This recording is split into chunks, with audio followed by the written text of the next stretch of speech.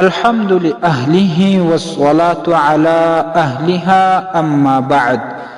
معززو یورور دا پوښتنه کړې ده چې د علماء کرامو څخه موږ اورېدلي چې کم لمونځ په داسې اوداسه باندې وسي چې په هغه اوداسه کې مسواک استعمال شوی وي، نو دغه لمونځ اویا چنده تر هغه لمانځه فضیلت لري چې هغه لمونځ په داسې اوداسه وسي چې په اوداسه کې مسواک نه استعمال شوی.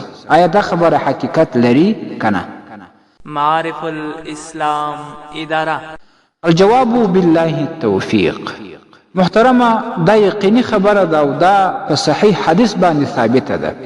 عائشه صدیقه رضی الله عنها وایي چې محمد مصطفی صلی الله علیه وسلم دا فرمایل: فضل الصلاة بالسواك على الصلاة بغیر سواک 70 ضعفا.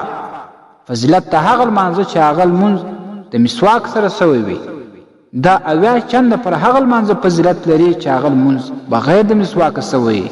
مطلب دا لمونځ په داسې اوداسه باندې سوی وي چې په هغه کې مسواک نه استعمال سوی.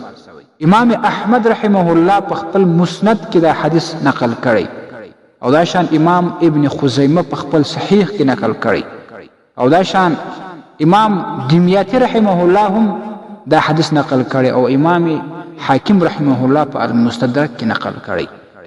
نو باید په اوداسه کې مسواک استعمال سي، نو په هغه لمانځه کې اویا چنده فضیلت بیا زیات وي. او که چیرې بیا د چا لاسرسي مسواک ته نه کېږي، مسواک نه وي ورسره، نو هغه باید د مسواک په نیت باندې په ګوته باندې خپل خوله پرېولي، غاښونه ورباندې وموږي. الله رب العالمین به هغه ته هم دغه فضیلت ور په برخه کې. والسلام. ستاسې د اسلامي پوښتنو جوابونکی مفتي حکیم الله صابر الحنفي صاحب.